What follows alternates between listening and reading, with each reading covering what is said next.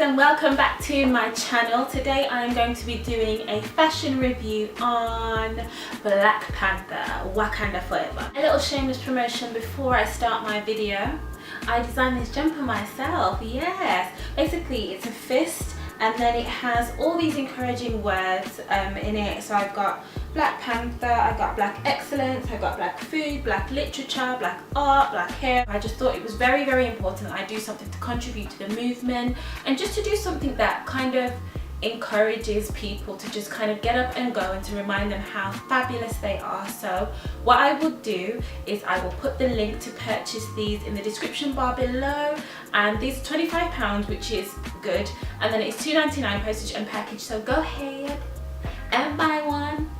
So I went to see Black Panther on Tuesday with my boyfriend's family, and then I went to see it again with my family yesterday. So I thought, you know what, let me talk about this from a fashion perspective, because for those of you that don't know, I am a freelance fashion designer and also do a little bit of styling as well. I will be talking about the fashion that they all wore to the premieres of the film, and then I will be talking about the costumes actually in the film. So let's get stuck into the video. The LA premiere I thought was really, really great. My favourite look of the night I think was Lupita Nyong'o's dress. She looked absolutely amazing in this stunning purple gown by Atelier Versace. It was just beautiful. I loved the colour, I loved the cutouts in the dress. I think the pop of purple was really nice, and purple is very symbolic of majesty and royalty and just being very regal. I loved how heavily embellished that the colour was. Even the shoulders were just really beautiful and added some strength to the dress that was quite soft. I just thought it moved beautifully as well when she started to move the dress around. I just thought it was so pretty. So I thought that was a really stunning moment on the carpet for Lupita. My second favourite look was definitely worn by Angela Bassett. I thought that yellow colour was just exquisite and it really popped against her skin. She was serving Diana Ross afro hair. I was like, yes, Auntie Angela. I love that her stylist really took it there and went with this beautiful jumpsuit from Naeem Khan. I thought it was quite different for a red carpet because it's quite obvious just to go for a cocktail dress or an evening gown, but I thought a jumpsuit was very different but still really fitted what the dress code was. I just thought it was beautiful. It felt a bit 1920s with a nod to the flapper fashion with all the fringing, and it felt very tribal with all the beading at the top, and it felt very Nubian as well, and it was accessorized perfectly. And my third look of the night, oh my gosh, she's not even part of the cast but she looks stunning. Janelle Monáe. She never gets it wrong. Oh my gosh, Janelle Monáe slayed my entire life in this beautiful dress by Christian Siriano. As soon as I saw the dress I thought, this is probably Christian Siriano or it's Zac Posen, because those two designers really take it there with the volume on the carpet. They're renowned for doing these massive dresses, these really signature dresses. Even though Janelle Monáe's style is very black and white, her stylist does a great job of playing with texture, playing with different shades of colour of fabric, so that it just doesn't feel it doesn't always feel one-dimensional. It always feels like she's doing something fresh, which is what I love about Janelle Monáe's style.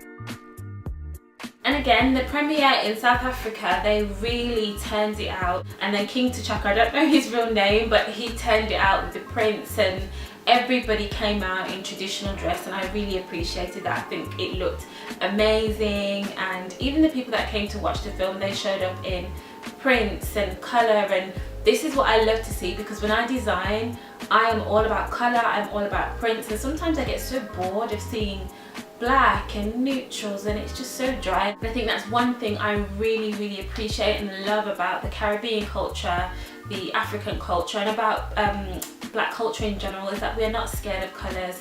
We just love and celebrate them, or I do anyway. On to the film.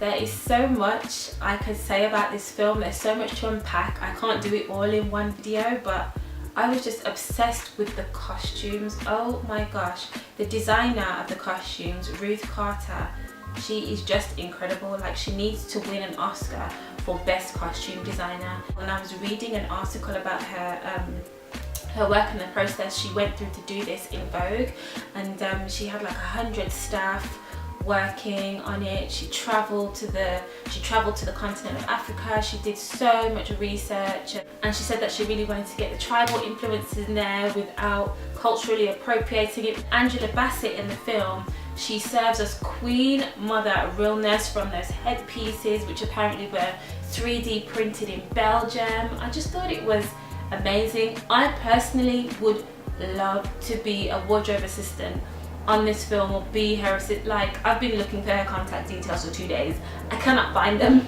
That's how you know she's sick. You cannot find her details anywhere. So I loved all the costumes in the film, but my favourite costumes were the ones that Okoye and the female military were wearing. I thought they looked incredible. They just looked so powerful with their bald heads. And then I loved the dress that Nakia wore into the casino scene with T'Challa just on his arm. I was just like, yes, girls, her beauty with your dark skin, yes, come through. My personal favourite character of the whole film has to be Okoye. I love that she's fierce, she's powerful, she's strong. I love that she's a protector of T'Challa, and usually in films it would be the other way around. It would usually be the woman who's the damsel in distress and like, oh my god, and then she would have a male protector. But I love that it's reversed in this film, and in Wakanda there's just no kind of, oh, she's a woman, she can't protect me. And I think one of my favourite scenes in the film is when they're having the ritual combat with Prince T'Challa and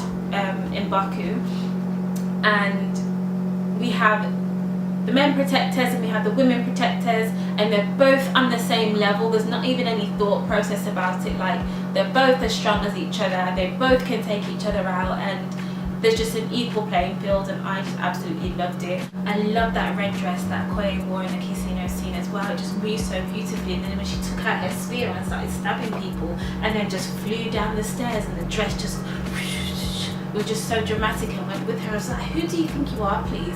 Why are you so sick? Why can't I be on that level? I need to be on that level of extra. I also love Shuri's outfits as well, and I love that she was a scientist in the lab, and in the lab scientists usually wear white lab coats, and they found a way to make it cool, to give her this white dress with some mesh in it, with this cool ruffle down the back. I just felt like the whole film was food for thought and black excellence on another level like I haven't seen before, and it was so refreshing to see superheroes that look like me, that I can identify with, even as a woman who is in her mid-20s. I mean, Wonder Woman was amazing, but for me this was better because the women look like me. I can't identify with Wonder Woman. I can identify with Lupita, I can identify with Denai, I can identify with Letitia Wright, and all those women, and Angela Bassett, they all did a phenomenal job. M'Baku mentioned the importance of tradition, and then Shuri also represents the future, and I just thought the film meshed those two worlds of advanced technology versus tradition very, very well. It made me think of tradition just in terms of whether it be spirituality, when they were in the garden, you know, getting the herbs and the bulbs, mixing it up to give them the Black Panther powers, whether it's the language, whether it's your clothing, and it just made me see visually how rich African culture, Caribbean culture, and just black culture in general is. I just felt very, very proud. Just from a character perspective, I also felt like there were no bad characters in this film. Even Killmonger, even though he was technically the villain, in my eyes I kind of don't see him as the villain, because I see both perspectives,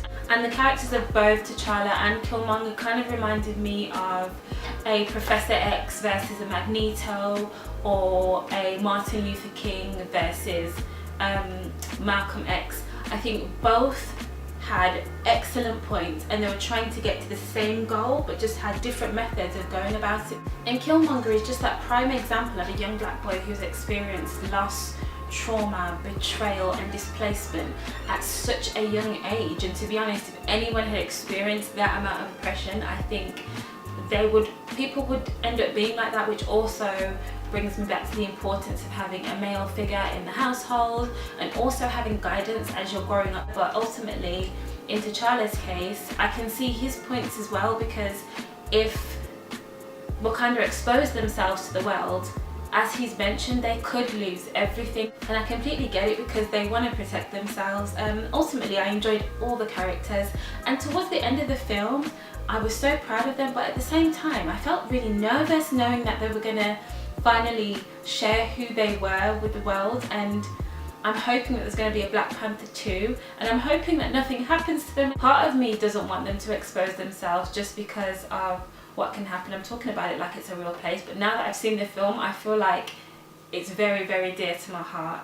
Representation matters, and I hope that black films get given a bigger budget. And so that's it from me, guys, for this video. Let me know if you liked it. Let me know if you'd like to see more fashion reviews from me. I think I am going to do more of these, so I'm going to try and review all the major events that have red carpets, and then I will share reviews on my fashion thoughts. So thank you for joining me, and I'll see you in the next video. Bye. Mwah.